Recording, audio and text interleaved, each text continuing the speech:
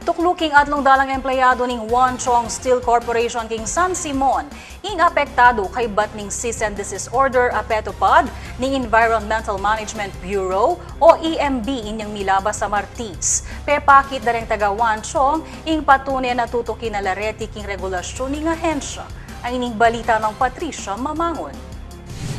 Makisabing manibala ning Wan Chong Steel Corporation king Environmental Management Bureau o EMB natanggalan niya ang cease and desist order as sinerve ning ahensya. Inyang Martis, petupad ning EMB ang cease and desist order karengaduang smelting plant king San Simon kabilang ing Wan Chong Steel Corporation ang pong Melter Steel Corporation pauling makapal at matuling ayasok abubugada reti. King sulat ang makadirekta kang EMB Director Lormelin Claudio, sinabi na rin taga Wan Chong Steel Corporation na atin lang litrato bilang patune na tutuki na lareti king tanakdang regulasyon lalam ning Philippine Clean Air Act. Kawani king dust collector maka-install at mamandar na lamo naman rengaliwa pang anti-pollution devices kalupa ning closed roofing ventilator at niyalilan nala naman ring filter bags bang atok yan ning emission standard ning DNR. Actually, right now, ginagawan ho namin ng upgrade kasi we invested on the air pollution devices namin tapos hindi pala gagana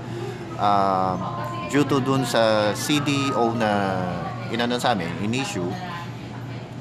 Bali, right now, hinahanap namin kung ano pa ang pwedeng gawin namin para maging airtight siya at wala talagang emission or yung sinasabi nilang escaping particles. Kasi nagkaroon din kami ng problem ng kaunti, yung mechanical problem namin sa cart.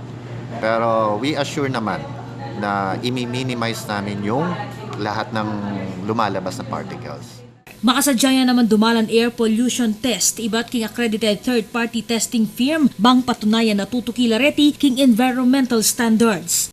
Yes, na under ano kami noon, nag-upgrade kami and at the same time we comply.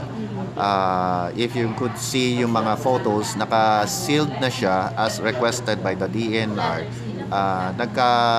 Na-late lang ang pagpasa namin ng file, ng commitment file sa kanila. Kaya bigla-bigla na nabigyan kami ng cease and desist order.